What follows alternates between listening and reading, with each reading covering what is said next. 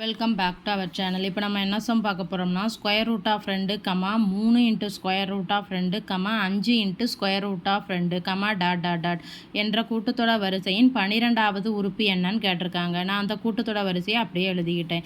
இப்போ வந்து எந்த ஒரு உறுப்பையுமே கண்டுபிடிக்கிறதுக்கு கூட்டுத்தொட வரிசையில் ஒரு ஃபார்முலா இருக்குது. என்ன? Tn = a + n - 1 × dயா.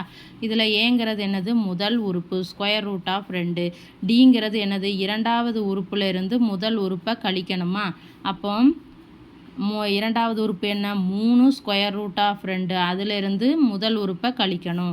ஸோ அப்போ 3 ஸ்கொயர் ரூட் ஆஃப் 2லேருந்து ஒரு ஸ்கொயர் ரூட் ஆஃப் 2 கழிச்சா 2 ஸ்கொயர் ரூட் ஆஃப் 2ன்னு கிடைக்குமா. இப்போ இந்த ஃபார்முலாவில் அப்ளை பண்ணலாமா? 12வது உறுப்பு தானே நமக்கு தேவை. ஏ வந்து square root of 2 plus n வந்து 12 - 1 டி வந்து 2 இன்ட்டு ஸ்கொயர் ரூட் ஆஃப் 2. அப்போ ஸ்கொயர் ரூட் ஆஃப் 2 ப்ளஸ் 12ல் 1 போணுச்சுன்னா 11 into 2 square root of 2.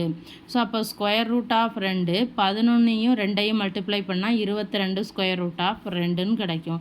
So அப்போ 22 ஸ்கொயர் ரூட் ஆஃப் 2ஐ ஒரு ஸ்கொயர் ரூட் ஆஃப் 2ஓட ஆட் பண்ணையில் 23 ஸ்கொயர் ரூட் ஆஃப் 2ன்னு கிடைக்கும். ஸோ இதுதான் 12வது உறுப்பு.